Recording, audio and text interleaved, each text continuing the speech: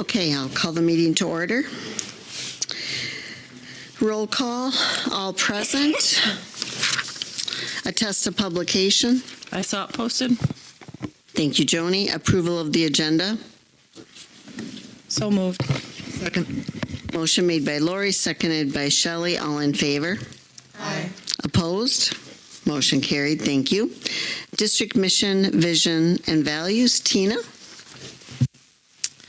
Mission, Bangor Pride, a small school building big futures. Vision, an innovative small school creating excellence through personalized learning and relationships for all. Values, student-centered, safety, opportunities for all, small class sizes, fiscally sustainable, foster community, continuous improvement, professionalism. You want me to go to the next? Our next Board of Education is as a member of the Bangor School Board, I am an active listener who is open-minded, respectful, and inquisitive. Together with one collective voice, we are committed to forward-thinking while strategically prioritizing for our students, staff, and community now and into the future. Thank you, Tina. Public comment? Approval of minutes from our November 8th meeting. Move to approve. Second.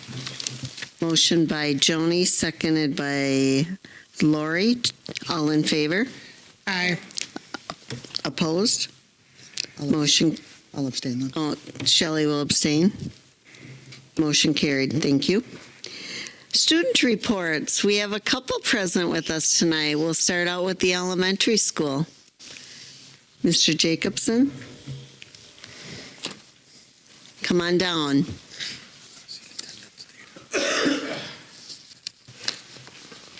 Welcome. Thanks, Julie. All right, come on up, everybody. This way? Okay.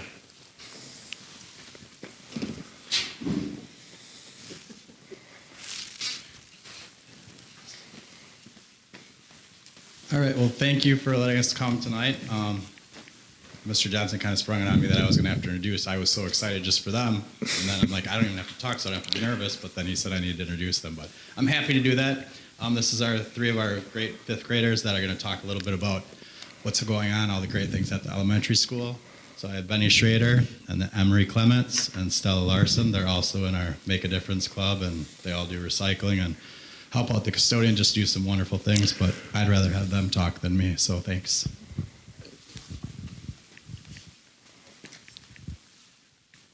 I will be talking about the Make a Difference Club. K through 5th grade helped to make hearts for the middle school, high school students. They made 400 plus hearts. About 35 hearts were donated to Sunshine on the Trail, families affected by cancer. The group gave Patty and Kyoto hearts, and in fact, Kyoto sniffed them to pick hers. Some students gave hearts to veterans at the Veterans Day Assembly. The group is going to be going on a little field trip to ring the bell for Salvation Army at Hanson's the 19th and 20th, 10 a.m. to 12. The group is also going to give out crochet hearts that were made by a very kind lady. A little while back, the group gave hearts to construction workers. Basically, every Tuesday, the group has been making hearts in the lunchroom and working hard. Really, the whole point of the club is to make people feel special and appreciated and to spread kindness. Some people actually make up to 18 at their houses. That's really it for the little group. Also, students in speech therapy have been working hard to practice their lines for the concert. Kindergarten and pre-K students use vocabulary words so they can say things like Merry Christmas to their relatives with their best talking. Hello, my name is Emery, and today I'm talking about our music program in OM. OM is Odyssey of the Mind, and OM is an after-school program that competes against other OM groups. In OM, students work together to solve a problem. In our music program, us students work really hard to remember our songs, and when you get to 5th grade, you have a chance to join choir. Kindergarten, 1st, and 2nd grade each performed 2 songs, and 3rd and 4th each performed 3 songs, and 5th grade performed 4 songs, but if you were in choir, you would perform 6 songs. Hello, Bangor School Board. There are many topics that have been discussed already, but I would like to hope you are prepared for more. The things that will be discussed are our Christmas art show, the Goodness Sake Project, DARE, Battle of the Books, Junior Achievement, and our Word of the Month, Productive. On December 11th, our elementary had our holiday concert. All of the students have been working hard since October to show off their beautiful voices to our school community. Mr. Sadagaski in our school came out on the 11th and showed their beautiful work. Mrs. Tosher also presented holiday-themed artwork to go along with the show. This was presented on the risers and in the hallways. Some of our artwork was displayed at the Bossard Memorial Library for patrons to view. Upcoming in the spring, we will have another art display. 5th graders are finishing up their For Goodness Sake project. We have just finished wrapping up the gifts and will be giving them to the family in need. 5th graders have completed their DARE essays and are looking forward to graduation in January. Battle of the Books was introduced to the 4th and 5th grade students, and we will now begin meeting regularly after teams are made. The 4th graders have been introduced to Junior Achievement. Instead of just sitting and listening, the students get a chance to work with their classmates and do lots of games. Another fun thing is that it ties with their social studies lessons and that the teacher of JA is a volunteer from our community that offers their time to teach the class. The word of the month is productive. This means to be focused on your work and doing what is expected of you and more. Thank you for listening to the update on our activities in the elementary. Thank you, School Board. Thank you very much for coming. Thank you for your leadership at the elementary school. Thanks for sharing about all the good things that you are doing and all of the great things that are happening at the school, too. Thank you very much. You did a great job, all of you. Nice job, girls. Nice job, girls. Thanks. Thank you for our hearts. We got ours from you guys about 2 months ago. I was just looking for mine. It's in my purse. It's very nice. They're very, very helpful. Carry them all the time. Thank you, ladies. Thank you, parents, for the support, grandparents for the support. All right. The student report from Come On Down. I'll introduce them. So, as you know, we've had Jeremiah Vashoni. He actually moved in with family and transferred to Tennessee. So he is not with us, but we have 2 great representatives of our student council, and Ella Janish and Sophie Casera, that will be representing. And I do want to say thank you also to the elementary students for the hearts. I did receive one, and our staff and students up here, plus I did get one as a veteran as well. So both of them are hanging in my office. So the ladies' first night, they just came from basketball practice. These are 2 very extremely busy students that we have, so I appreciate them being here. Thank you for letting us talk about our past events. The Veterans Day Assembly was held at the high school on Friday, November 10th, and the whole district attended. The musical Mary Poppins was held on Saturday, November 11th, and Sunday, November 12th. That was the high school and middle school students.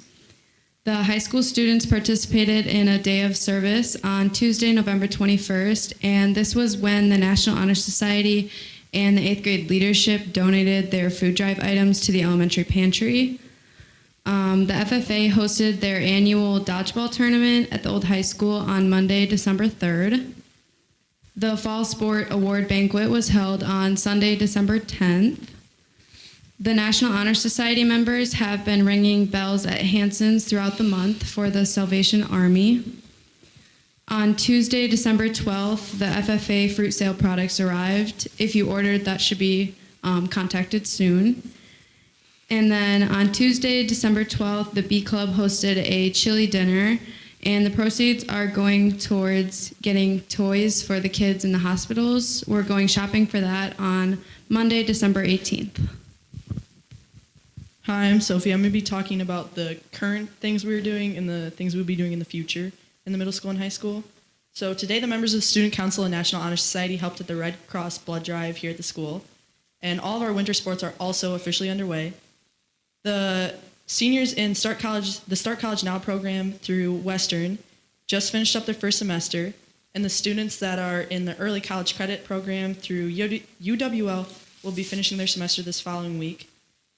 The high school student council is also currently having a winter clothing drive from now until January 23rd at all the home basketball games. The donations will be going to the elementary school and the Salvation Army, depending on the size. Monday night, the middle school and the high school music program will be having their winter concert here at the high school. On December 20th, the 8th grade students will travel to Western for a career day. And finally, the boys and girls basketball program will both be playing in a holiday tournament over the Christmas break later this month. And the wrestling team will also be at Bi-State this month. Thank you for your time. Thank you, ladies, for finding time in your schedule. Thank you very much. Thank you.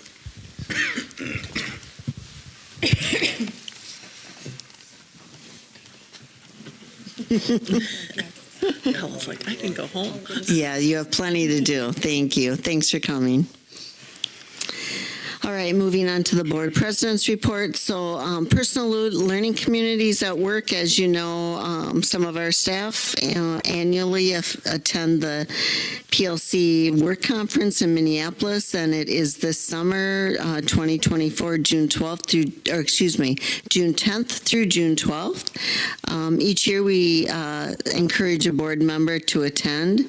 If you haven't ever attended, I highly recommend it. It really helps understanding the process of the work. Let Dr. Brockup know if you're interested in attending. Anything you want to add? No.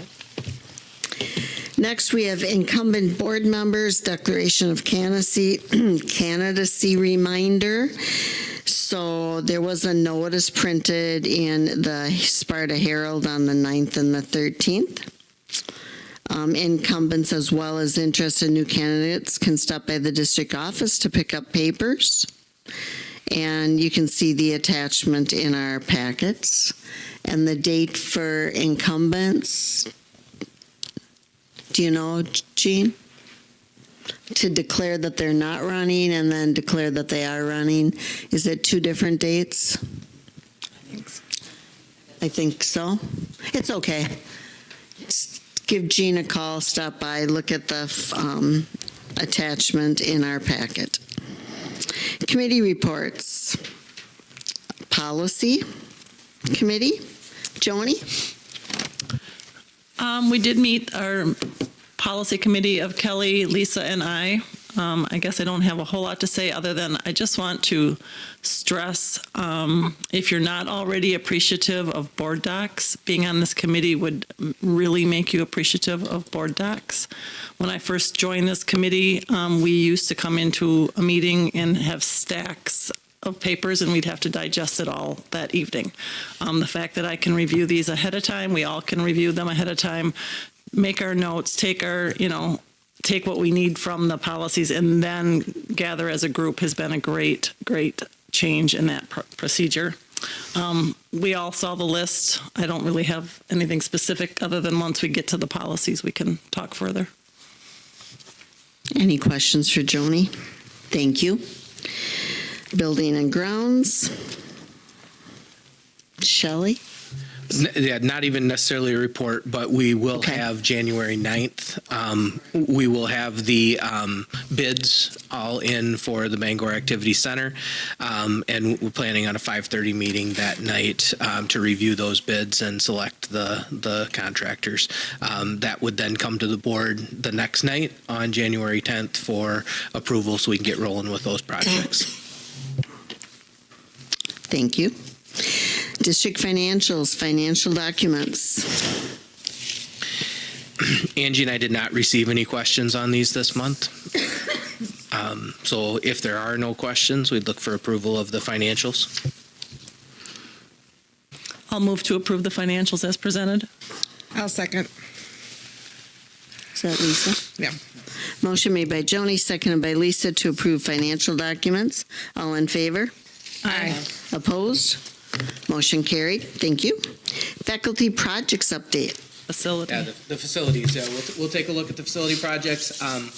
We did the tour tonight with the board members, and Julie will get a individual tour with me when that works out for her. But 6 of you got a chance to kind of walk through and see the elementary and get a feel of just how fast that's progressing. Puts perspective in place when I send the pictures and stuff that Nexus sends us, just how fast things are going. We're anticipating full enclosure from the weather early January. That'll be all the glass in and all of the roof sealed up and everything there. It is temporary enclosed, and as you know, we have heat in there now. The air handlers went in place today that we had ordered way back when, one of those early bids. So those are in place and ready to start making those connections here coming up soon. Drywall has begun in that elementary addition. The materials, I think this is a really important note. You know, we've worried about timeline of materials throughout this entire process. We have confirmation that everything that we need to complete that project, including furniture, should be on site by February 19th, which is just crazy. And then they can, you know, do the tying up the loose ends. There's a lot there. There's a lot in the storage buildings already that are ready to come onto site. So that's pretty exciting that we are not going to have any delays because of materials. So that's a good thing. Playground repairs and improvements. I did attach this, and I just want to kind of mention in your docs, you should have a kind of a picture of the playground, an aerial of the playground with just some sketches. As you know, we took out the swing set closest to where the addition is there. We salvaged that, and we do intend to put it back. When we looked for putting it back, we basically looked at the square footage of rubber that we took out and needed to replace to put under it just like it was. And in calculating that out, we set aside about a $40,000 allowance for that rubber. Mike has been working with his staff, been working with the PTO, looking at some additional purchases of some equipment, especially that stretch through there where they put the pipes through and kind of adding back in there. And they've selected a couple of items that they would really like to add to the playground. In having the reps out and looking at it, what they talked about is what we're seeing in more cases now versus rubber under the entire swing set is that they're putting rubber under one bay. There's 3 bays of the swing set, putting rubber under one bay, so you have full wheelchair access to that bay. That's where we put our, our swing with the latches and all of that type of stuff, and the rest of it put under wood chips. If we make that choice, we reduce the amount of rubber, and the rubber surface, the poured in place rubber surface, is more expensive than the equipment. So what we would like to do is we'd like to reduce that rubber down so we still do have one of those swing bays taken care of, and then we'd like to add on these 2 pieces of equipment that are added here. And it will be about $47,000 instead of $40,000. So we feel like we've got that $7,000 that we can flex a little bit. That would allow us to put that poured in place back in place, reinstall the swing set that we salvaged, and then put two new smaller pieces in place for students to use on a daily basis. So, unless there's major objections to that or discussions, that would be our hope and plan, is to move forward and have that vendor do all of that installation and everything as part of that project while they're here and make that happen. Any questions or anything on that? It just seems like we've gone back and forth between what's better, wood chips or rubber. And I mean, is that the latest recommendation? Is that there's more life in the wood chips and less issues? The conversation with the vendor was, a lot of it was cost and what's code reliant, and the wood chips are certainly a affordable option that works well. And the other piece was, when we started the discussion, because that 300 square foot chunk of like rubber surface didn't play well with the current apparatus that's over there. So then you're starting to look at, all right, we got to use 300 square feet, and how are we going to angle it, right? Well, then talking to how they did it and how they wanted to do this, it just became a conversation of what do we need, what's the best for our kids that need that space, the intentional purpose, the initial purpose of that swing set was handicap accessible. So we stayed with that. One of the things that this vendor was talking about as well, and maybe it's just a new technology or whatever it ends up being, but instead of having that wood frame around it, they can taper it down right into the wood chip. So it's more of you don't have that wood beam that's, kids trip over and that kind of stuff. So that edge, we talked about that, and then having that edge so that wood is gone, which, kind of changed then what direction we were going with the rubberized surface. And this, and then with the two new spaces where they ran through the middle of the playground area with the piping, the drain, the storm sewer there. It's a nice opportunity to upgrade some of our stuff there. So. Okay. I should say too that the PTO has been fundraising for probably a year and a half, maybe 2 years, for a Gaga Ball pit, which would be part of this updated renovation too. So hold on to your hat when that shows up. But if you guys aren't familiar, look it up. It should be fun, but just bring our playground to another step. There's really two pieces that are on that playground that have been there for a long time. They're faded. They're not structurally, they're good. The kids play with them. They're all good. That's all fine. But, in phases of thinking about how we can update those pieces in an incremental way just makes sense. My question would have come off of what you just said with the wood beam that divides from over. Yeah. And then the issues that you had with the water. So the other spots, are those going to be fixed at the same time? All that water now is kind of an interesting. Underneath it. How what? So like where it eroded underneath, is that filled in? Like that's all going to be fixed with everything? Yeah. Oh, I don't know about on the back, on the south edge. I don't know about that. That didn't come in our discussion at all, actually, Tina. Okay. What they would do there, I really don't know. And I think that's the appealing part of not only doing the water correctly this time with the drainage that we have put in place, at the very least, that backside's not going to get any worse, let's say. And it's totally functional right now, but with that, without that wood it would be on the east side, and having that taper down, and now having the drainage system correctly in place, I think that we're in good shape moving forward. And then they cut that whole west side, which was bumpy and everything else. That's all now a straight edge, and that'll be essentially, it's flat right now. So it's just the wood's going to go up along that edge and it'll be clean. So essentially, I think what you're referencing is that south edge. There were two spots that I just thought really needed to be filled in, and I was scared that like that one spot's not being touched. If we're going to fix that before it causes too much problem. I can follow up on that. We did not get to that question when we were out there. I'm sure I can ask and see what they think about it. I just didn't ask.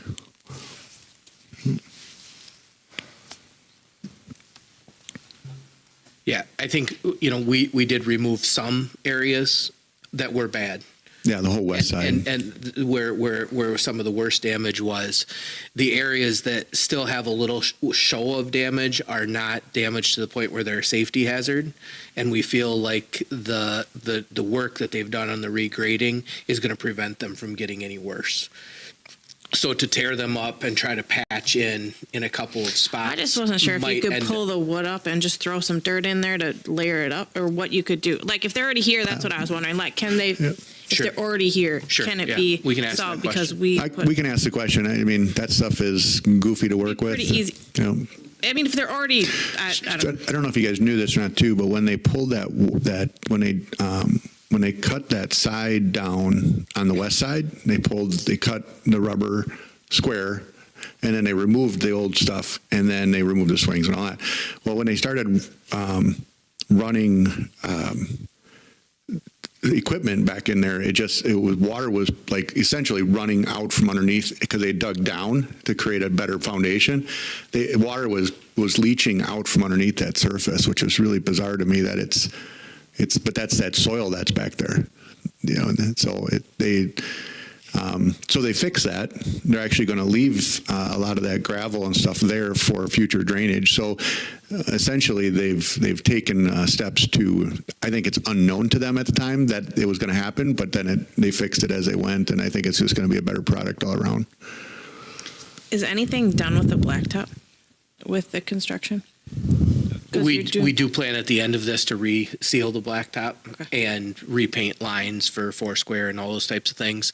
Again, conversations we're having are looking at the basketball hoops and just some other little things that we can do to make some improvements there. I guess, having some experience with the playgrounds, what our attempt is instead of doing one big $30,000-$40,000 piece of equipment, by doing some smaller things and creating more places for kids to distribute versus all be on one giant structure, you actually make your playground flow and function a little bit better. So these smaller elements are advantageous for that, and they're kind of bite-sized chunks of money. So I think the next pieces are, repainting out there and some basketball hoops and just kind of getting, maybe some adjustable height basketball hoops so that the younger kids can use those as well, and the Gaga ball pit for sure, those types of things as well. So it's an effort. Again, from my perspective, it was always about the more places you have to spread kids out, the fewer issues you have. The more you congregate them, the more issues you have. So I just asked about the blacktop. I don't remember really talking about it a lot, but that has seen better days. And if you're already back there doing work, I didn't know what additional things you could do. And like you said, even just basketball. yeah, we do have numbers to put concrete, basically where the Gaga ball pit would be. Which is, if you're looking at this, I'm sorry, it's to the left of the sidewalk that goes to the red right now.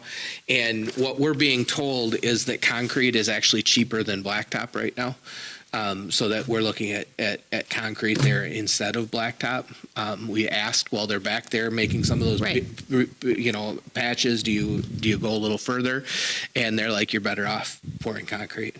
So that's what we're looking at. We have some numbers on for the Gaga ball pit. But I'm assuming you're going to try to associate that in with the project while they're back there doing all that stuff and just throw their leftovers and Yep. I think the vast majority of this stuff, in the time, when we talked to the vendor, it was like by September 1st type thing. That's probably the very tail end of this whole project is that. Because they're going to be, all summer long, they're going to be driving across that, taking all the demolition stuff out of there. It won't be conducive to anything. And there's the repair. There's the allotment held for blacktop repair. So if they tear it up during all that process, then that's more that we look at when we look at blacktop at the end of this. All right. With that, then, those are all really good questions. Middle school, high school, power, electricity coming into this building and gas have both been relocated on the south side of the building. Got the electricity changed over last Friday morning when we had the students out.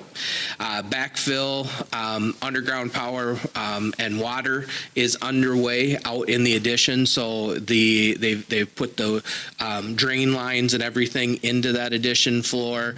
The electrical is going in on Monday underground, and they'll bring gravel in on top of that, and they'll be able to start building the cement walls as soon as they're done, or the block walls as soon as they're done out front. Weight room walls, they are on schedule. They're telling us to have those walls basically completed by 12/22. There may be a little bit more happening that following week. There was additional scaffolding brought in today, and so I'm hoping they know. The goal for that is between the 26th and 29th of December, they intend to shut that road down completely, and it'll be closed down 24 hours a day with the crane set there, and they'll be setting the steel for the ceiling and then setting the steel decking on it. There may be a chance that some of that equipment is still there. The first week we're back, and we're down to one lane, basically bus only through there for another week. But that's their timeline. That's when they have the crane lined up. That's what they want to do. And the weather for the next 10 days is looking amazing for that. So hopefully they can continue to move right along there. One of the only delays that I've seen at all right now, there's a slight delay anticipated on the light colored brick for the front of this building, which will not slow down the work inside once they get the roof on and closed up and everything. It'll just the final finish, will be a little bit later in the process for the exterior. The darker red brick, there's the red and then the light brick. The darker red are not an issue. It's the lighter ones that they're going to wait on a little bit. So it should not affect our final timeline, but it'll be a little while before we start to see the brick going on like we saw at the elementary school.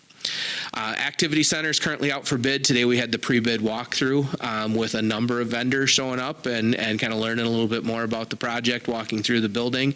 Was great. Building and Grounds Committee will review the bids on 1/9. We'll look for approval of the contractors and the GMP, that guaranteed maximum price, on the 10th at our next regular meeting. Light reno will kind of start early February around the edges, around the peripheral. We'll still be able to use the gym.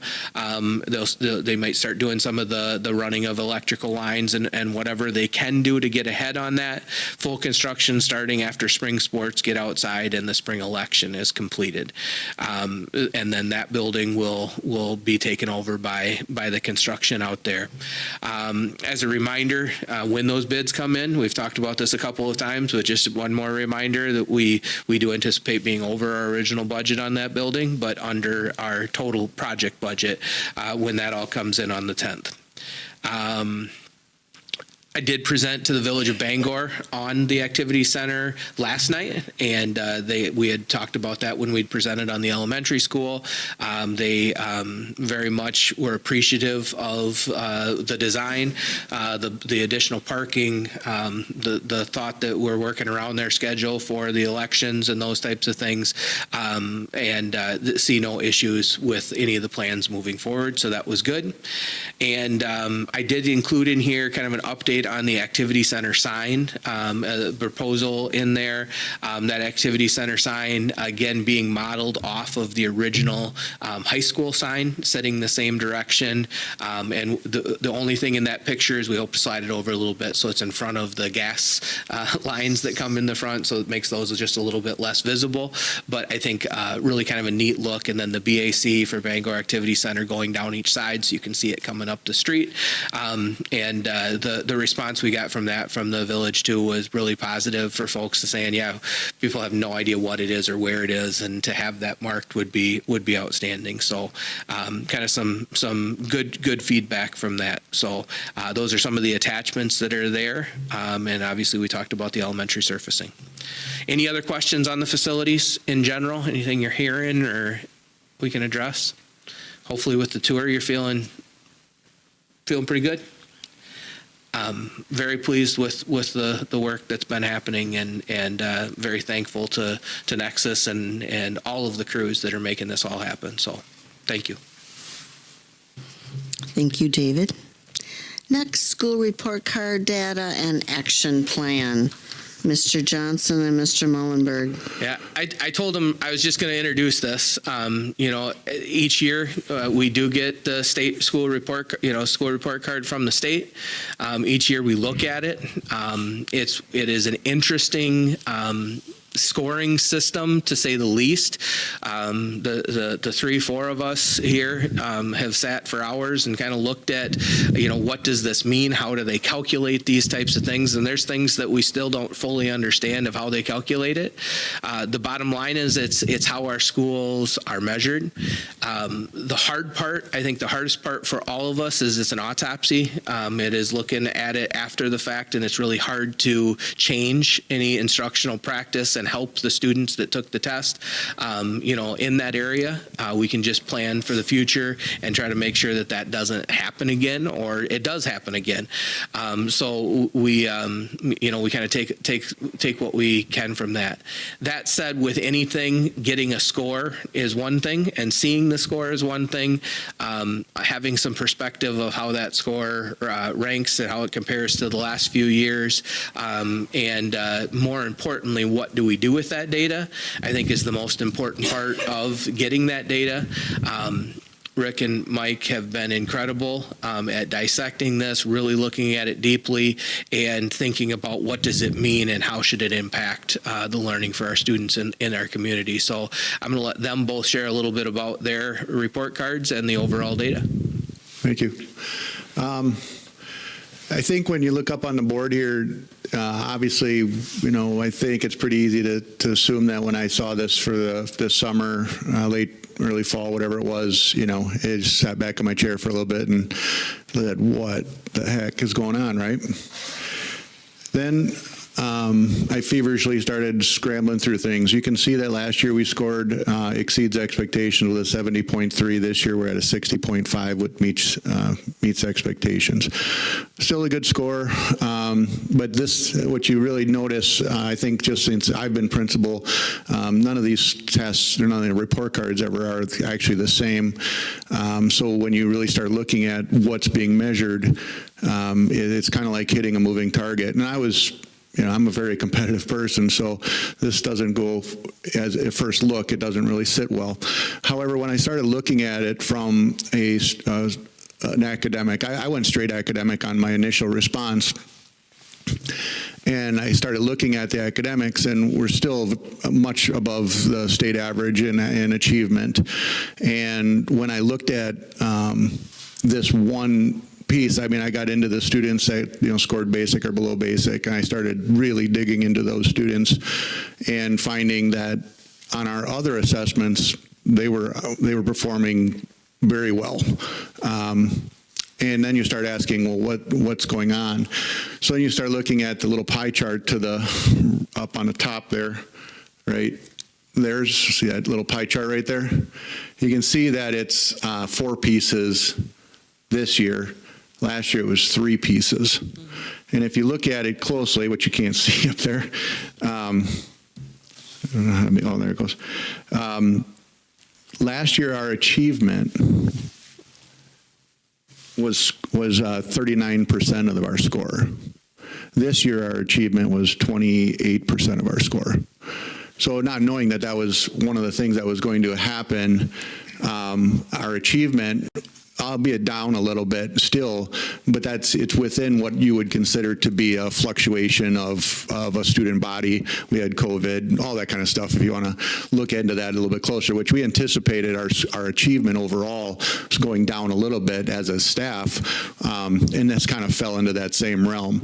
But when you start looking at, so then once I figured out achievement, and I don't know about you guys, but the achievement side of it is really important to me, and making sure that students are learning and growing ends up being the one of the most important pieces. And that's not all that's in this piece. We're getting probably our biggest piece that's hurting us right now is growth, is right here and right there. We dropped from 48.9% in growth to 25.6%. And that would be, growth is certainly something that we work really hard on. We pay attention to a year's growth on multiple data sets. We pay very closely attention to our bottom 25 and actually bottom 40% of students and give them the assistance that they need. The problem with growth on this report card is we have really no idea how they're coming up with it. And the more you ask questions, the more you try to read things about it, you can't put your finger down on one thing that's going to make that thing move. And that's kind of the really frustrating part of it. So growth is obviously something that we want to do better at. I'll be honest, I'm not really sure how we do better at it. We still have identified, and I'll show some of this stuff as we go, we've identified the students, as we always do, and we work with them to help them achieve academic growth. And as we get more, who's the target group in that group that they're paying attention to, we really don't know that. So then I started to keep looking more into this and looked at state report cards across across the conference, and you can see that our score dropped below Brookwood and below Royal, and very similar to Hillsborough. Oddly enough, if you talk about Hillsborough's score, our scores on mathematics are 18 points higher, and in mathematics 16 points higher than theirs, and they got the same score we did. So, an achievement. So, yeah, we are, let's just go to the next one here. If you look at comparison on achievement, you can see that we are above everybody in the scores that are revolved around achievement. So we're still academically above the conference in schools that are like us. I think that's a good thing. Any questions on that one at all? Do you have a comparison, like I know we always say we compare ourselves to the Scenic Bluffs line? Mm-hmm. Like what about lacrosse, with Salem, Alaska? Do we have comparisons that way? Not on the slideshow, but I do have that. I do have that. The one thing about that, Lori, is one of the things that comes up is when, and it, you know, this is one of those things that you celebrate when it's high, and you get, you know, you got to own it when it's not high, right? Still, to meet expectations, and we're very much at the upper half of the scenic or the Coulee region for sure. But we also don't compare well with schools like the Onalaska, the La Crosse, the West Salem. To a point, they have 800, 900 students in that school, which is just a bit different. But as far as, these are all of these schools that are up here are cross sections of their communities, which means every student in their community comes to that school. Whereas, you go to a Prairie View or an Eagle Bluff or Southside Elementary or Northside Elementary, those are not cross sections of the entire community that go to those schools. They're neighborhood schools, per se, and different economic, social. So apples to apples is hard to get there, I guess, if that makes sense. What we did, what we have done and continue to do is identify the bottom 25 percentile of students performing on MAP exams, and then our bottom 40th percentile. And all of those, what data was added to that, certainly the forward data, F&P data, attendance data to the list, and then Ames Web, which is a math test that we use. Our interventions of support begins with these students at the lowest, the very bottom student gets placed first, let's say, and looking at their instructional needs and functional level. Teachers provided added check-in during the class time. That's their tier 2, so they're working with those students. They get a second look or more, honestly, as they go through the day's classes. Progress monitoring happens weekly with some of these students, and then the adjustments are made as they go along. PLC conversations about these students every week. Teacher collaboration around problem solving, student progress every week. And in January, we will do, so that Rick's already started on this, but on January 11th, we will start our second round of MAP assessments and look at growth from there on those assessments. So that's based on achievement, and that's what we do with the information. Like David said earlier, you can't react too forward. So we use MAP, F&P, Ames Web.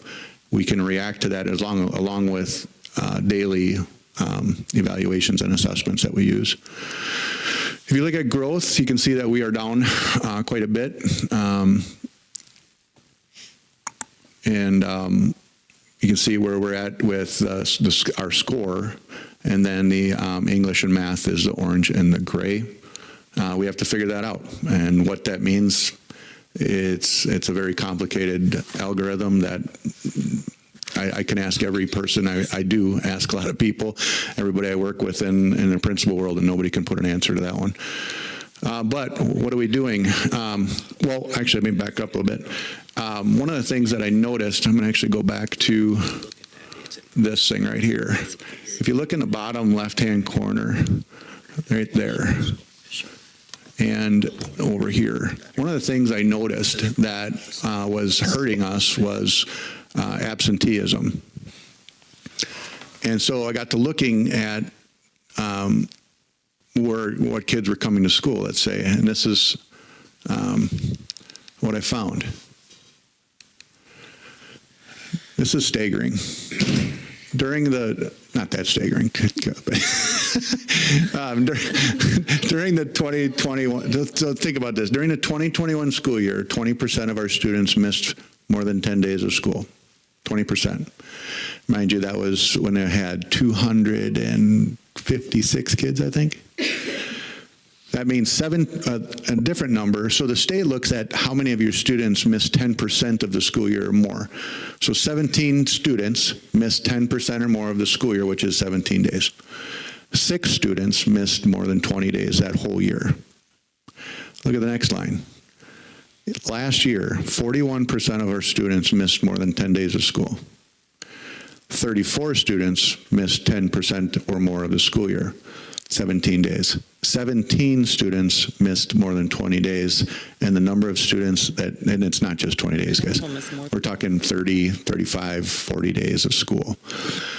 And so but there's really, and this is a national problem. This isn't just a Bangor problem, but it really came out that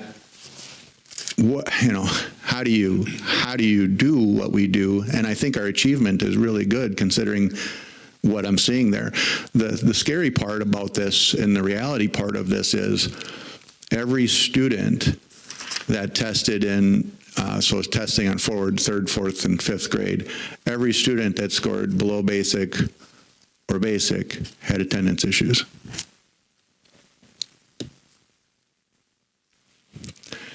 What have we done? I shared this very information with all parents in the district.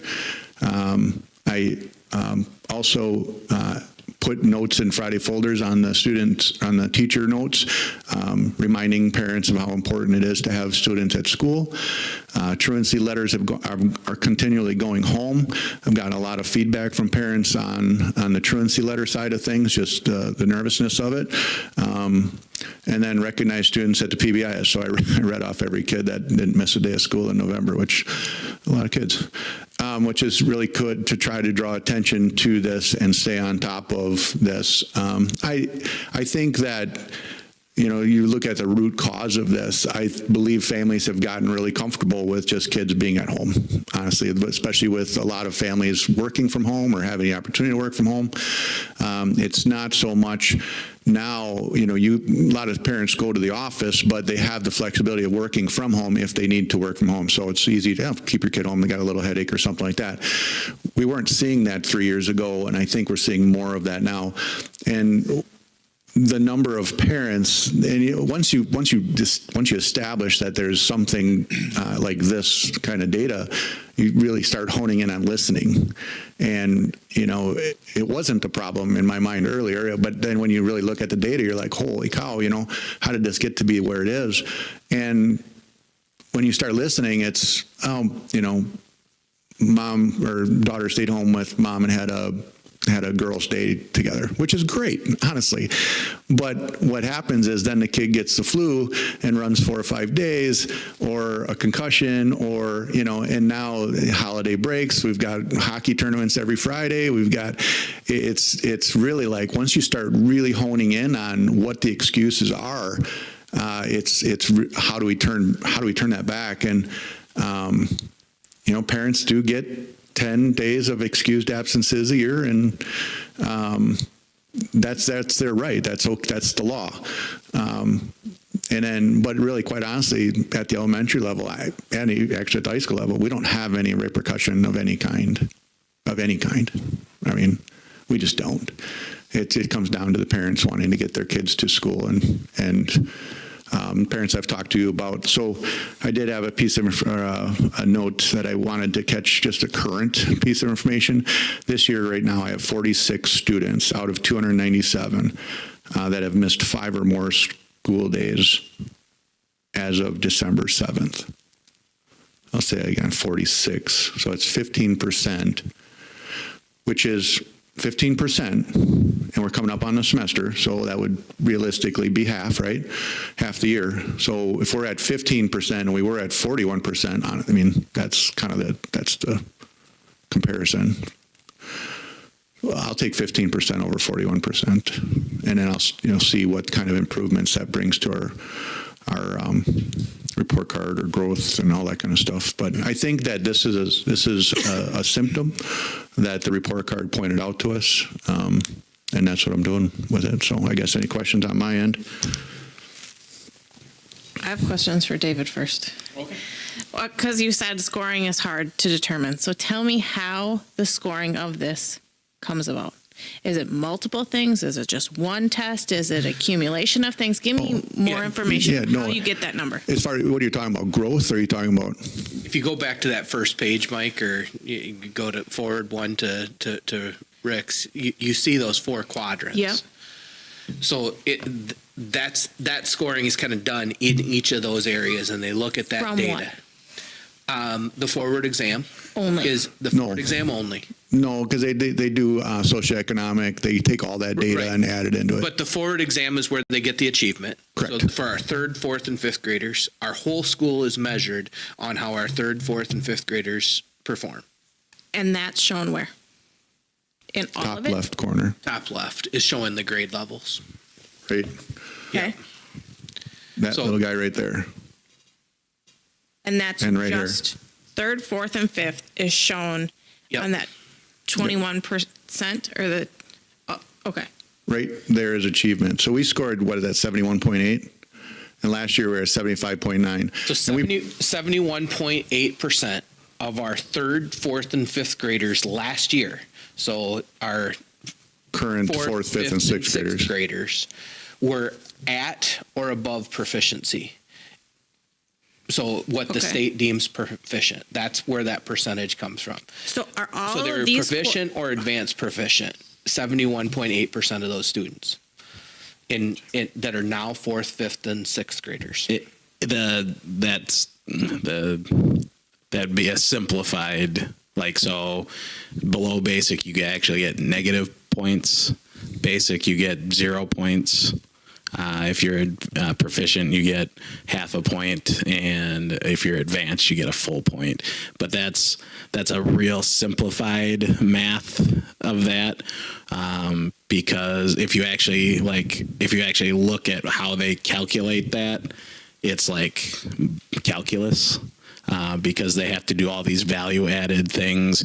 Because if you're an ethnic diverse student, if you're a poverty student, really we're not. So like when you look at that graph comparing us to the conference, they're like, you have the 60 and 70 and you get those scores, but what goes into that is not the same for Brookwood versus us versus Royal, because there's like, if you have a special education population less than 20, those kids don't count, because you have to have at least 20 in a category for it to statistically count.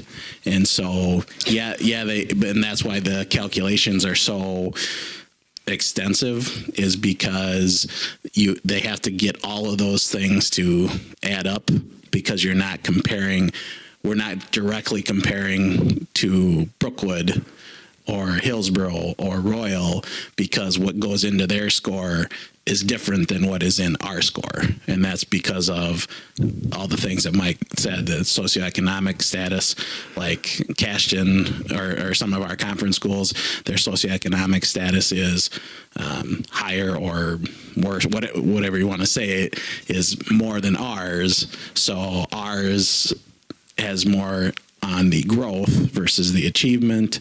And so, but again, that's real simplified, and the actual calculations are like 5 pages long. I think I just want a better understanding, because like to know it was 3rd, 4th, and 5th for that, is it just 3rd, 4th, and 5th for all of this? Yes. For this whole score, we're looking not really at your younger grade levels. We're looking at 3rd, 4th, and 5th. Correct. For those. Attendance counts though building wide, correct? What? Attendance counts building wide. Yeah. I think so. It would make sense if it did, but So that's a better understanding for me. If it's 3rd, 4th, and 5th, and we're going off of a basic test, one, they're not no. looking at. There's multiple sections of literacy and multiple sections of numeracy, math. But then in 4th grade, they also have science and social studies. But really, as you can see on here, just math and language arts is really the meat of it. So, and if you look at, I think there's something to be said to be significantly above the state average in our school. I also think that, Laura, you asked a question about comparing to lacrosse schools. There are lacrosse schools that scored higher than we have that are 30 points below the state average on all their scoring. So it's like, there's so many pieces to this puzzle.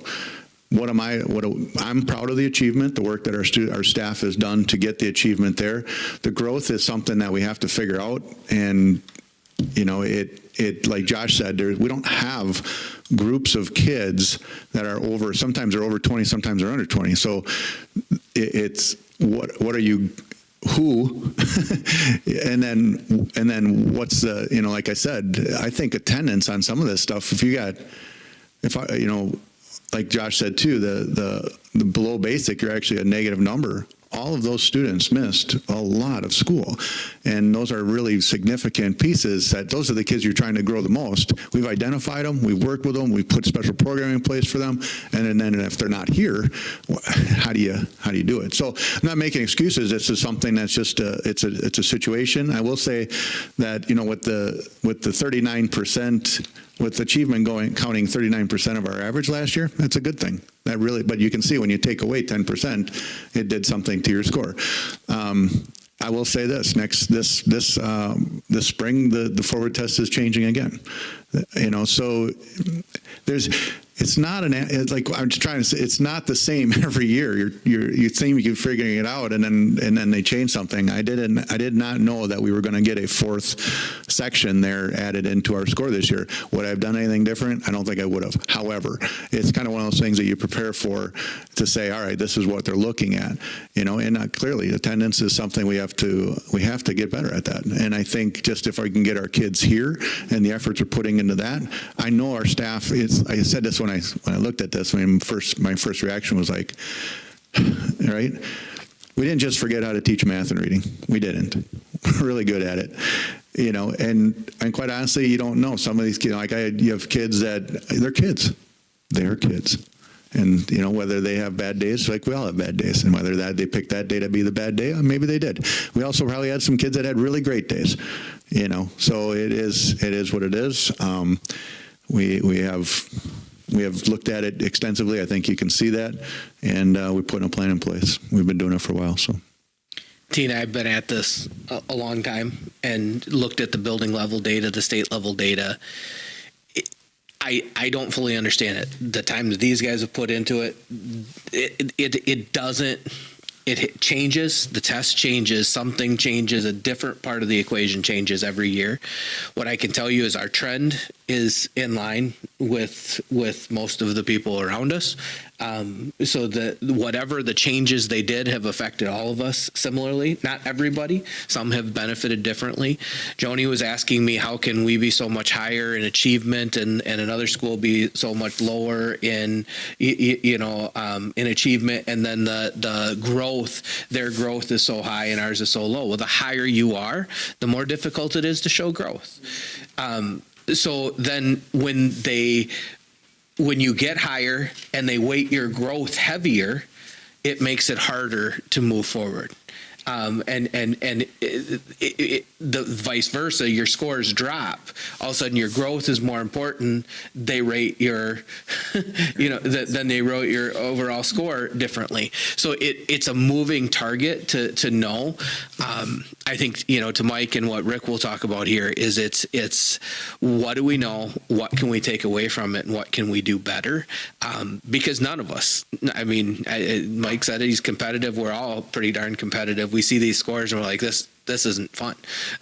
But we've dug in and looked, and I think we have some good action plans to start moving forward to make it better.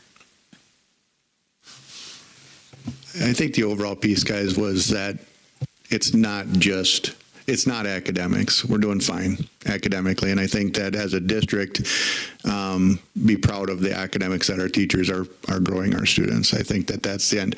The other stuff is certainly a part that make us measured up against other districts, but I think we're in the business of doing academics, and I think we're right there. I guess the reason I was just asking for the basics is to kind of understand how the scoring is done so that I can understand where it comes from.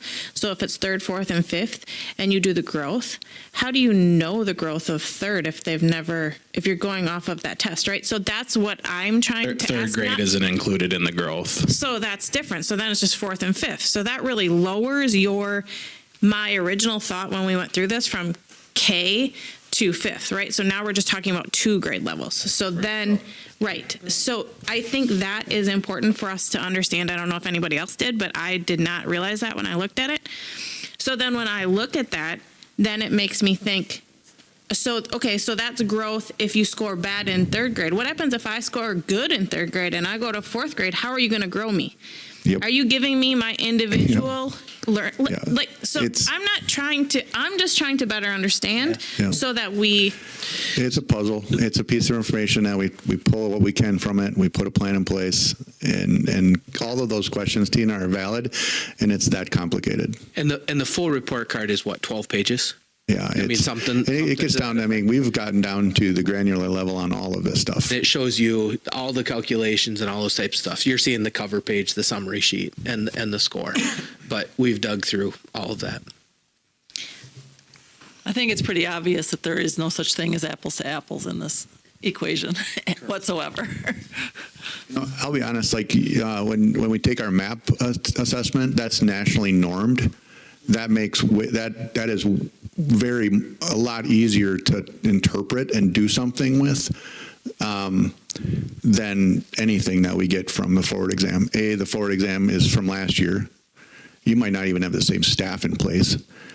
You don't have the same students in place. I lost my 6th grade. you have different class sizes too.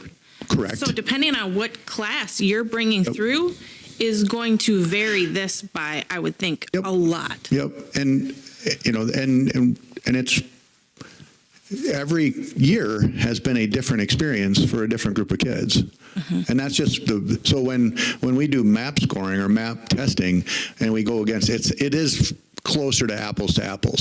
You're going against the national trends of that versus the state of Wisconsin and all of these components that aren't, like Josh was saying, the fact that our conference schools that scored an achievement below the state average can get the same score we do when the average person looks at it on a newspaper article and says, oh, Bangor went down 10 points, holy smokes, but really it's not. What jumps into everybody's brain when they think of they went down? Well, they went down academically. Then that's not necessarily the truth, So it is what it is. But certainly you guys may see things or may get asked questions, and you should have some information to refer them to us, I guess.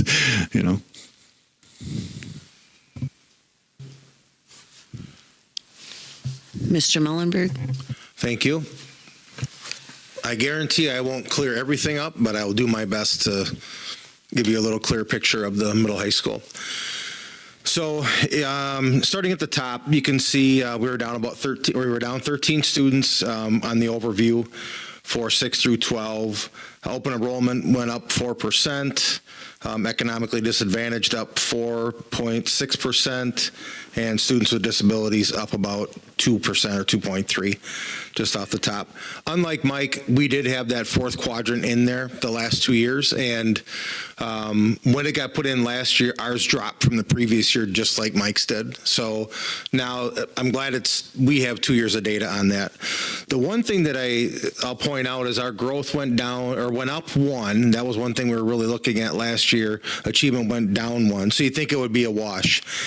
But if you look at the percentages, growth this year is supposed to count more than last year and achievement less.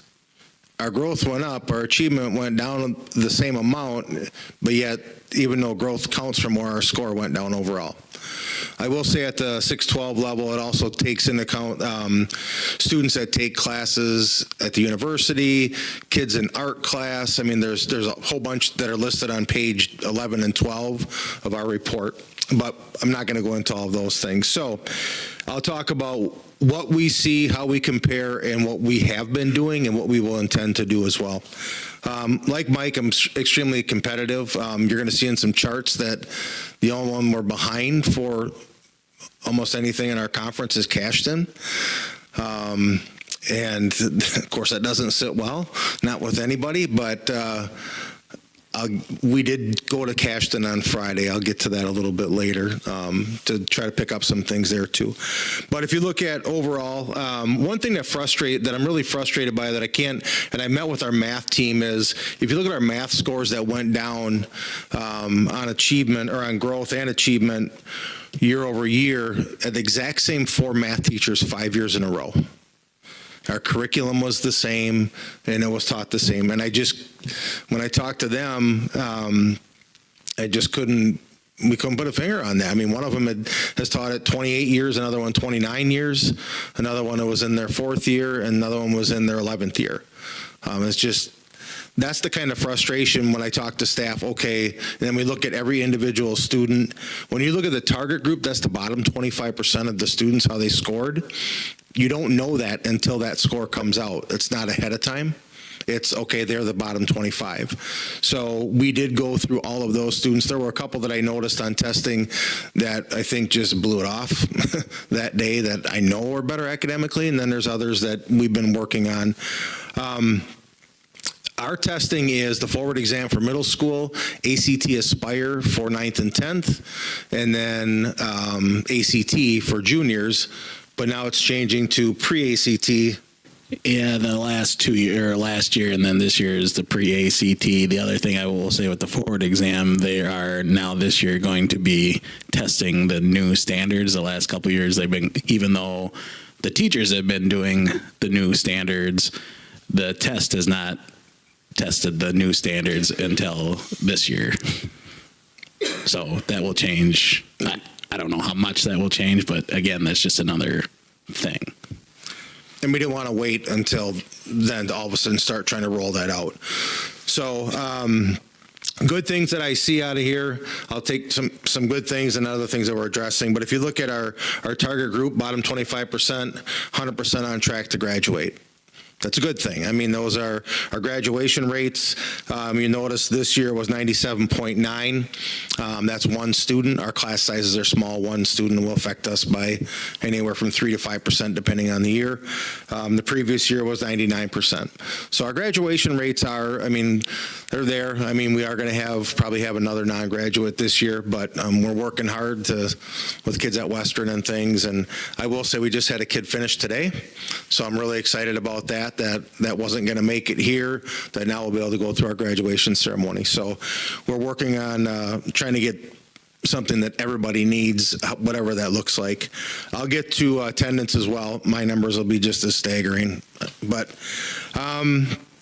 if you look at our English scores, though, very, very proud of the progress that we're making with our English, our ELA department. We have been working with CISA for 4 years on really aligning that and getting our writing as well to a place where it's very standardized. And we've worked a lot more on grammar, the capitalization, punctuation. I know the kids fight that tooth and nail because that's just not the way they write. I had a student email me the other night. There was not a single capital letter in there, including her name. And I mean, it's just, it's frustrating, you know. But I will say, if you look at our ELA, those numbers are going up. Math, we did add a new teacher in there this year, and I've met with the math PLC multiple times, including today again, and we're discussing these exact things, looking at individual students and things like that. We did do our MAP testing in the middle school this week, finishing it up, and I talked to Mrs. Johnson today. Out of all of our students testing in math, we had 3 that went down that were already extremely high, where it was really difficult. We had 2 that stayed the same, and every other kid, she said, their scores went up. So, I mean, we're showing that growth in there, that nationally normed test, like Mike said. So, I mean, we monitor that stuff. We take the bottom 35% and put in our interventions, not 25% like this says for our middle schools, and then our middle school students in math and reading, and that will change that semester again. We have a bunch of kids that tested out. We're really proud of that. I will say that you have to be in the 62nd percentile to be proficient, although most schools only use the bottom 10% for their interventions when I talk to them. He's talking about, so in the map compared to the forward, you have to be in the 62nd percentile, meaning you have to score as better or as better than 62 out of 100 of your peers to be considered proficient on the forward exam. So a normal or average is between 25th and 75th percentile if we're talking percentiles. So you got to be pretty high to be considered proficient, even though compared to your peers you're in an average range. And I will tell it that we have one of our middle school students has scored the highest on both math and reading that we've ever had when we've done our math testing. So unbelievable off the charts. We're trying to figure out how high it actually goes nationally because it's unreal. So here against our conference, so we're talking about, so you can see the blue lines overall, and then achievement and growth. And like Mike said as well, there's and when I break it down even further, you'll see that there's schools that their growth or their achievement is a lot less, but their overall score will be higher. So I did a lot of reading on the DPI website. I wouldn't suggest that unless you're tired or want to be tired. Trying to figure these things out. I mean, really, it's frustrating. We've gone to CISA before with these things. I talked to my conference colleagues. And then the other thing that's frustrating, if you look here, is we're not all 612. So Brookwood is 712. Cashin 612, Hillsborough is, and then Necedah is 6-8. And then 912, New Lisbon 712. I mean, you can see it yourself there. But so trying to get a great comparison, I can't do that for all of them, but most of their middle schools were a lot lower for whatever reason. And I'll show you on the next slide on that one as well. So why is that? Like, so when the state first went to this, you had to identify. Whether you were a 612 or you wanted it 6-8. I'll never forget Don Addington. He told us that, and he goes, we put in as a 612 school. And then some others put in a 6-8 and a 912. It was whatever your preference was, I guess, when it was brand new. And that's been over 20 years ago. And I guess they don't let you change it. So I did a calculate, or I just wanted to do a couple spreadsheets on that. So if you look at our overall, and then you look at achievement, the only one we're behind on achievement is Cashton by 0.8. And then if you look at growth, we have room to grow for sure. And that is one of the areas that we did grow, like I said, a point, but we're looking at, we obviously want more than that. And I know, like Waniwak Center, when I talk to them, they're their kids in poverty and free and reduced, the numbers are staggering. I think Michelle said they were close to 90%, and that goes into those calculations. Like we're talking about value added, which really can make those numbers jump. But if you try to combine them, I tried that, and I tried to do an average, but it doesn't work because you have 4 grades and 3 and things. So that's achievement. Now I broke it down by math and ELA growth and achievement. Sorry, there's a lot of pretty colors up there, but if you look at Cashton again, has kind of been overall the gold standard except for growth. We look at those things, but our achievement is right there as well. And here's the chart on that. So if you look at our ELA achievement, we're at 63.5. Waniwak Center's high school is 65.2. Cashin is 65. And then that's where we're at on that.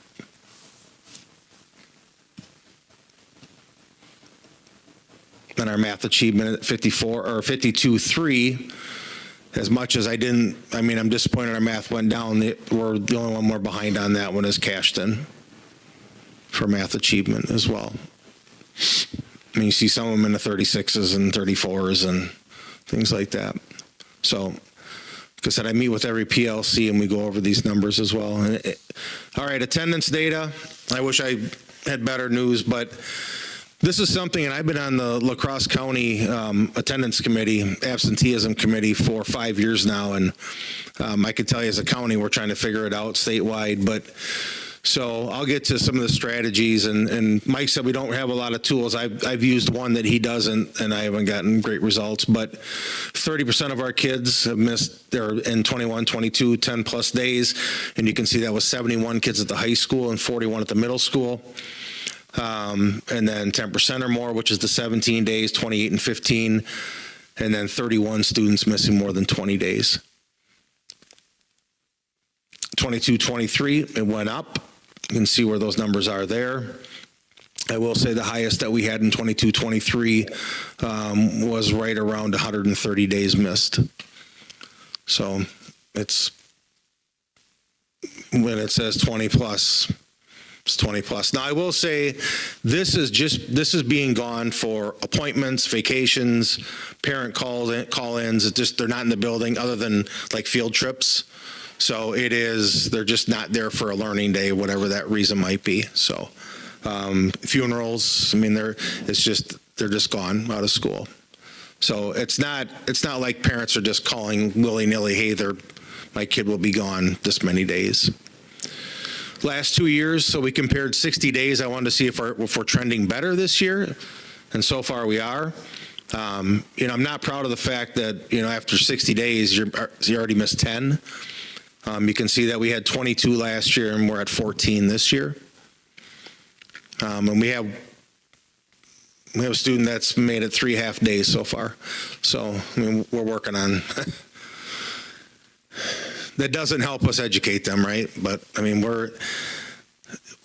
I'll just go to some of the things that every parent receives a call if they haven't called in from Melanie or myself.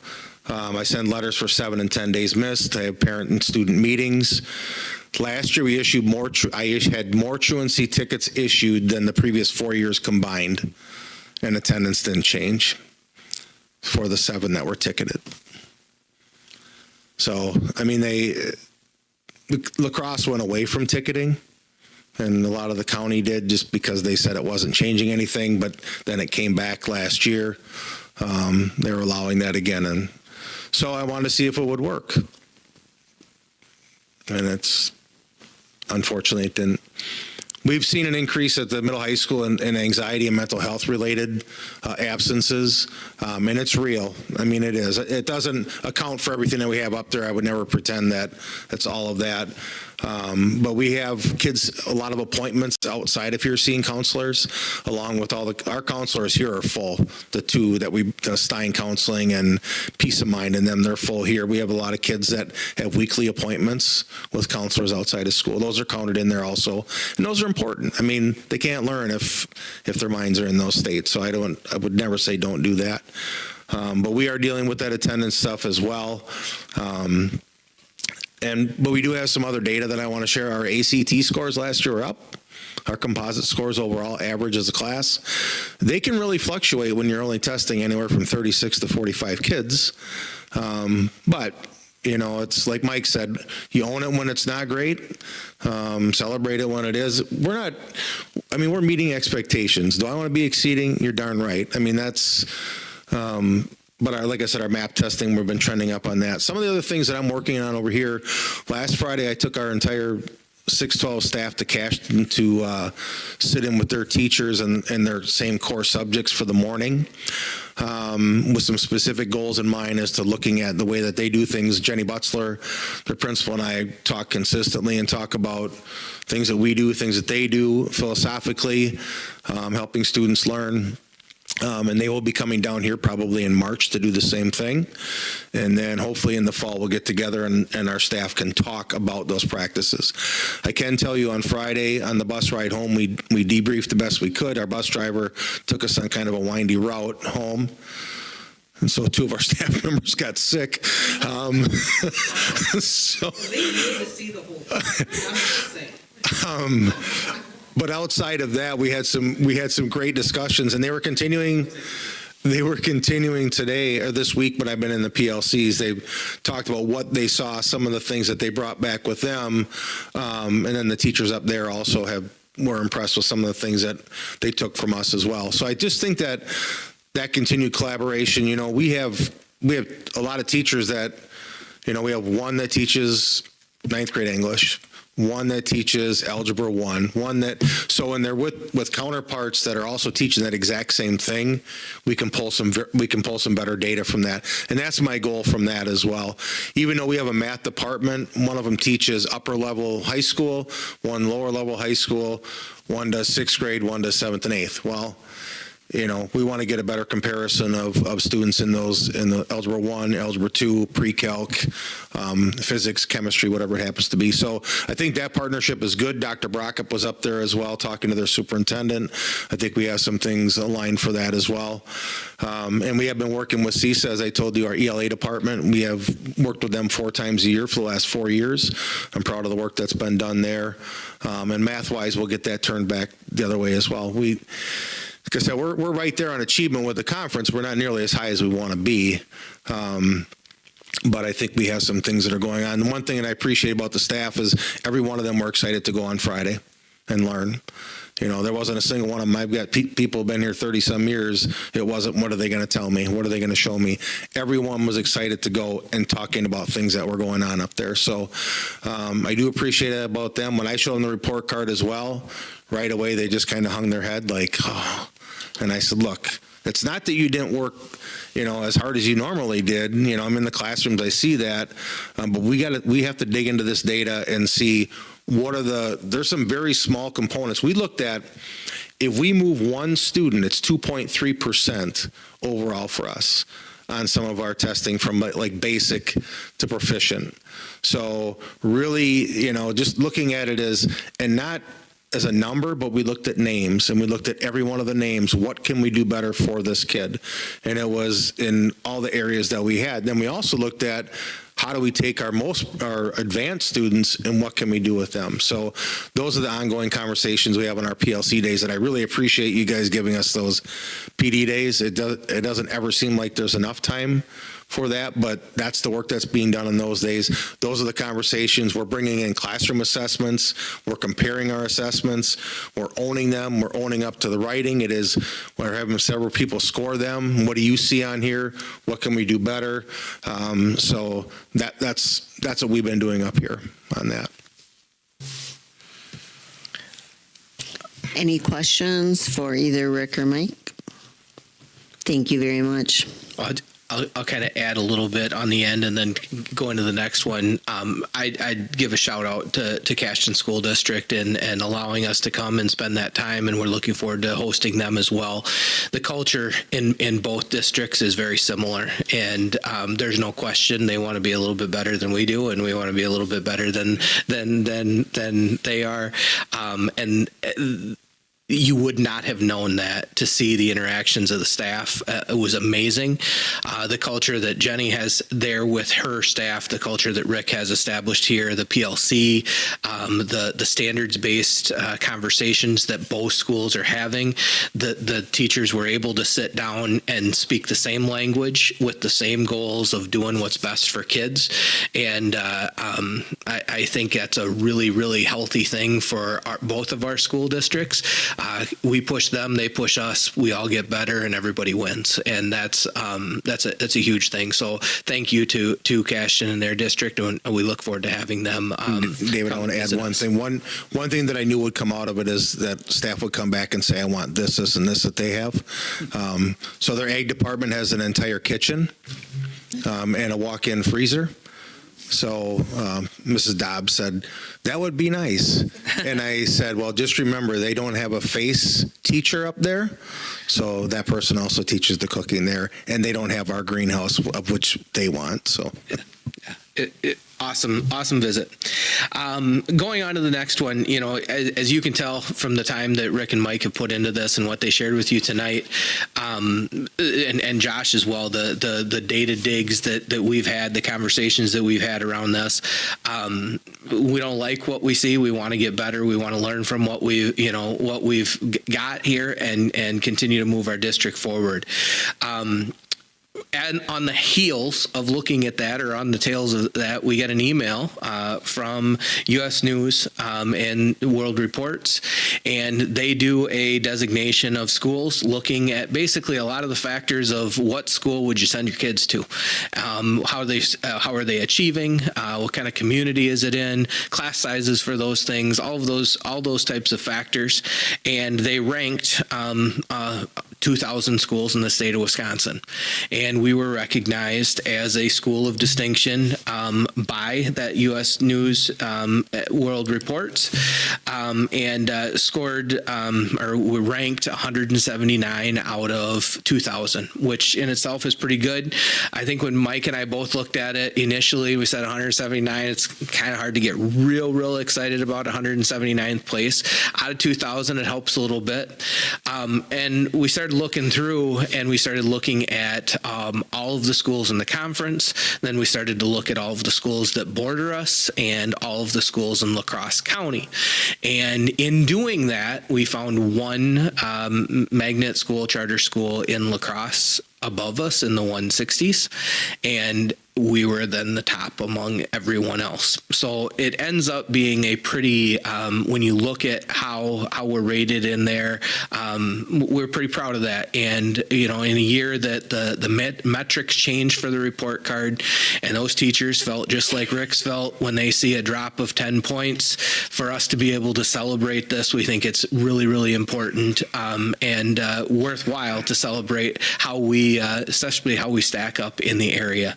So we've got some banners, or a banner coming from outside, a plaque coming for inside, and we'll put a letter out to families here shortly with our distinction. Put it on the website for the school, and we're gonna wear that with pride and continue to do great things for the students in our community. So congratulations to Bangor Elementary School for being recognized this year. Thank you. All right, I'll just keep going. Yep, keep going. Yeah, so we a little long, but those were important conversations. School safety plan review. This is to be reviewed every single year. We had policy that reminded me of that, and I get some emails that remind me of that as well. As you guys know, my first year, we came in, we looked at safety. I came and shared with you about the conditions of operation, some of the things that we were going to train staff on. Each year, we have done staff development surrounding the school safety protocols and procedures for the district. I think as an admin team, we feel like we have a good plan and good resources in place to have those things going. Our safety plan has been a little bit neglected, and when I opened it up, and over half of it still had to do with COVID-19 protocols, it wasn't in the place that we needed it to be. I took the state model from the Wisconsin Association of School Safety Coordinators and basically went through that, used a lot of that language from that, and then took the policies and procedures, the practices that we have trained our staff and students on, and got that in that to the best of my ability. The important thing with this is it's an annual. We'll continue to look at it. It is not perfect, but it gives us a whole lot better, more accurate representation of what we are doing and the things that we've talked about and the way that we have trained, and gets our action plan kind of up to date so that I can get that submission in by the January 1st deadline and make sure that we're meeting that. So I've had that there for you to review. I'd answer any questions. Otherwise, look for a motion to approve the safety plan so that we can get it submitted to the state. If there are no questions, I'll make a motion to approve the 23-24 school safety plan as presented. Second. Motion made by Shelley, seconded by Kelly. All in favor? Aye. Opposed? Motion carried. Thank you. The next section is policy revisions from Neola Volume 32, Number 2. Again, this was the group that we went through a couple weeks ago. It was a pretty extensive list. The vast majority of these, I would say, were fairly simple legal type suggestions, language type suggestions. Many of them are repeats where language went into one that carried through multiple. Talks about the Garrity warning, which basically separates an internal school investigation from a criminal investigation, and kind of defines what that means. And that went through a number of policies. Some of them, there's some really interesting policies that a group had gone together and worked on suicide prevention and how to handle those situations. Caused us to pull our pupil service team together and have some really good conversations about what we have in place here, what we need to have in place, what training our staff needs to have, those types of things. So that was really valuable for us. The safety plan is a good reminder for me that we needed to have that in and up to date as our policy is updated here. Those types of things. Couple things on the library and selection of materials, those types of things as well that we've talked about a little bit as a policy review committee a couple times, just making sure that our practices are putting our district in a good place and our policies are putting our district in a good place for those types of things. So those are some of the highlights that we talked about kind of at length in those conversations, and then a lot just kind of quick, easy revisions as well. Joni, you got anything on those? Does anybody have any questions about any of them outlined? I appreciate everybody on the policy board because I just reviewed the each individual one and everything. So I can't imagine how much you guys had to go through. So thank you very much. You're welcome. It seemed like there were a lot on there. A lot. I agree with Tina. It was a lot, and some really important concepts for our students and our school. It was a good group. Yeah, we limit ourselves to an hour for those meetings, and I think we went an hour and 4 minutes or something like that to get through them. So it was a good group, but I think all necessary. Well, and I say this every time, but I don't know how any district does this without Neola. I don't even know where we would begin without Neola. So, I mean, and we spent an hour and 4 minutes, but we as a group spent time ahead of that trying to review it and understand it and be ready for questions. So, and there are schools that do not use another agency. If there are no further questions, I would make a motion to approve the policy revisions from Neola Volume 32, Number 2, as reviewed by the PRC. A second. Excuse me. Motion by Joni, seconded by Tina. Lisa. Okay. Motion by Joni, seconded by Lisa. All in favor? Aye. Opposed? Motion carried. Thank you. There are 3, I believe, new policies looking to be put in place. So this would be the first reading of those. I have the entire policy listed there. These were the academic honesty was a really good conversation among the admin team.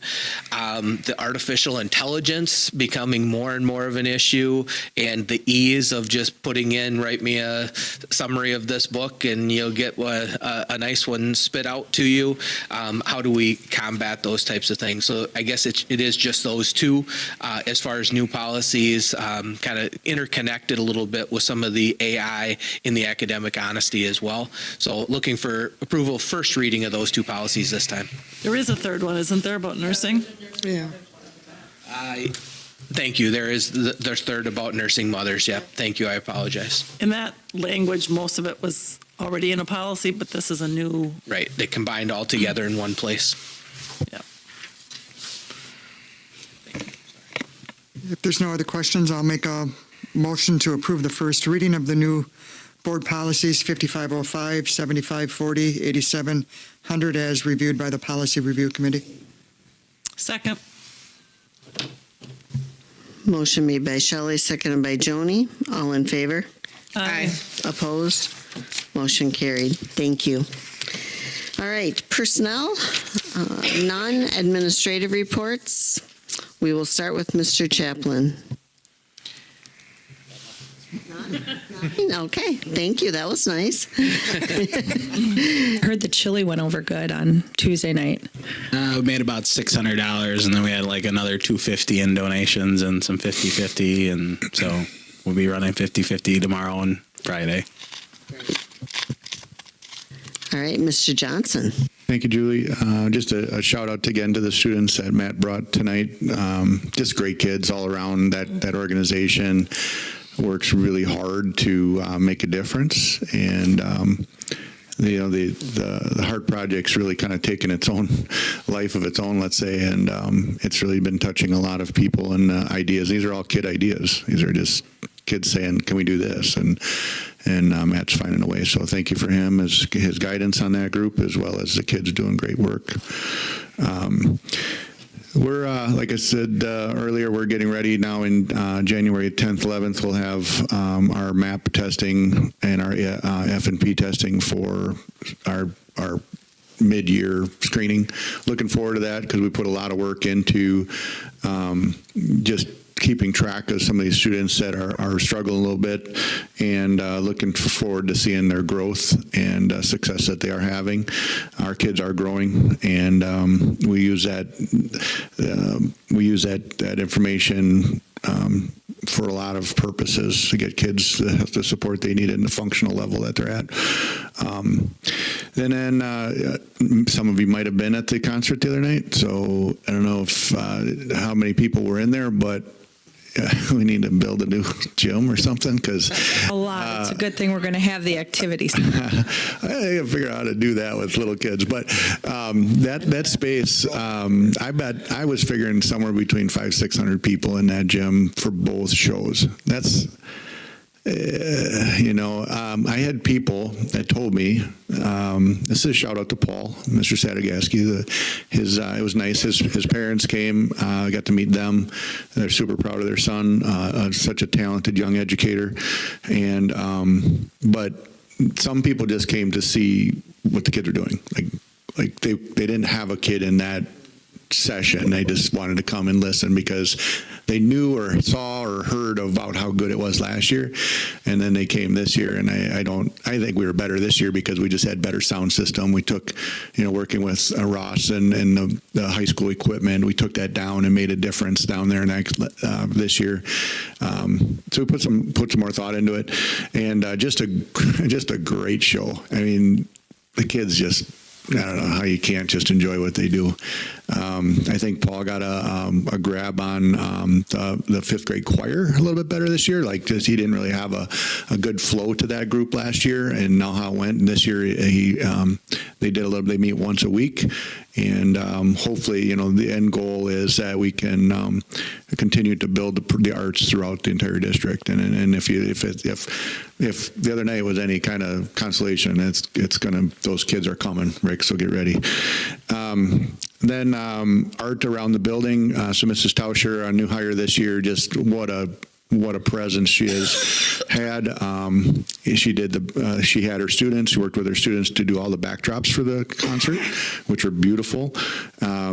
She had an art display in the multipurpose room for across the entire building as well, and just the work within the hallways and that sort of thing, and just a team player. That team right now of specialists is just really working well together, supporting each other, doing flexibility. The building in general, just allowing for practice for the concert. Jacob giving up his gym for 5 days so that they could have the risers in there, and then just custodial staff putting up. We didn't have enough chairs the other night, but we need to. I think we need to put about 350 chairs out next year from the 200 we had this year. So we'll do that. But anyway, that's kind of what's going on in the elementary. It's been a really, as you can hear from the students earlier, it's just a lot of really good things happening. So I was there for the first before intermission, and I had to think really hard about whether or not I wanted to leave because I thought it was so good. I really wanted, and I have no students there, but it was fun just to watch Paul, if nothing else. Any questions for Mr. Johnson? Mr. Mullenberg?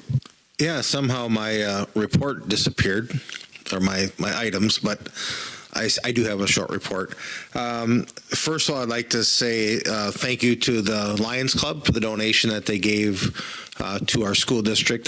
David, I don't think you had that on there. For our Jeans Day Fund for holiday giving. And so we split that between the schools. And then secondly, our staff for our Jeans Day giving will be giving to families next week in our district, students specifically, and then a few families.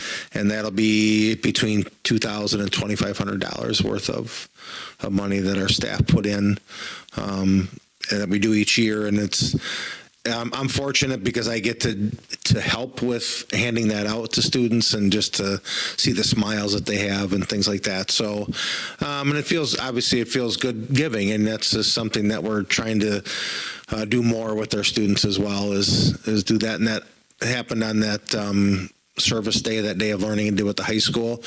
What we did this year, sorry to expand on that, but we had Ms. Lickfuss asked if her seniors could organize that. So she had her government class. So the hardest thing or the most difficult thing they had to do was actually call people on the phone. That turned out to be a difficult task. She left it up to them at first, and then about half of them called, and so then she helped call the next week and got the rest of that done. So it was a good experience for them as well, and so like I said, we're trying to pass those things along, and I'd like to thank our staff for their donations for the Jeans Day also. Any questions for Mr. Mullenberg? Thank you. I swear I didn't delete. I don't know if it just didn't save or something. I never saw it. So his report, I'm sure he did have it there.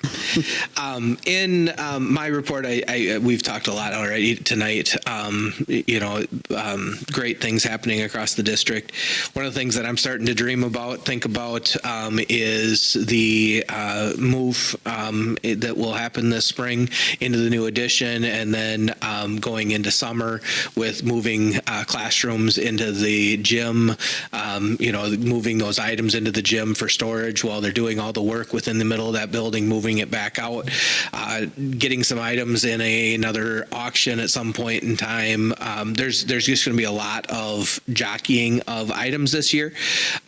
So questioning, and I don't know what the history is with the district, hiring some summer help that would probably be students. I did check in kind of the legality part and had a quick conversation with Bob on that. My thought would be, and I've talked with Matt about this. Matt Nagy is kind of one of those guys that will be part of that cleaning crew that's moving furniture around, doing all those types of things. I'd actually assign the students to him so that they kind of have a direct supervisor that's working with them and guiding, and put them in line with like our student pay for dishwashers and those types of things, maybe a little bit more than that during the summer. And just wanted to kind of float that by the board and see if there was any questions or comments or any history on that in the past. But I think just having a few more bodies around to help with some of those things this summer would be incredibly helpful. So if there's no objections to that, I'll move forward to that. You got a question? Just a question. What age can they start helping? I think working? 16. Yeah. Yeah, I understand. We have had student workers in the past. Yeah. Yep. It's been a couple of years, but yeah. So, again, I don't think it necessarily has to be an action item, but if there was good things, bad things that you guys remember from that, I think we have a neat opportunity. Matt has had more of those leadership supervisory type positions. I think it'll be important for him to be the main contact to make sure that all goes well. So we've talked about that, and what I'll look to do is in January, February, put some information out to families and students and collect some applications and go from there. So, all right. I did remember one more thing. I'm sorry. I apologize. That was on mine. Last Wednesday night, I went down to our jazz band played at Rotary Lights. So I went down there and they did a great job. If you've never been down to that, if you get a chance next year, go down when our jazz band is down there. It's really neat, and it's inside and it's heated. So, and the bubble that they have down there, it's really neat. They do a neat job. Yeah, very cool. All right. consent agenda. Yep. Great. All right, so next is removal of items from the consent agenda. Consent agenda items include current openings, the 22-23 district financial audit. We did have those in our packets, those attachments. And then the girls' basketball overnight field trip request, and it goes into a little bit more detail. Well, it was in our packets, but you've got a paper copy too on page 23.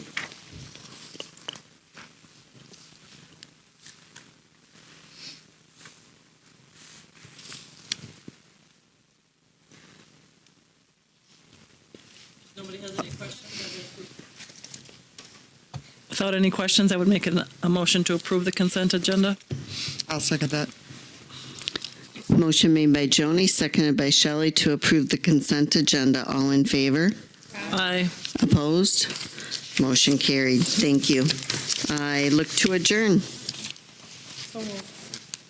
Second. Who was that down here? Motion made by Lori, seconded by Tina to adjourn. All in favor? Aye. Opposed? Motion carried. Thank you.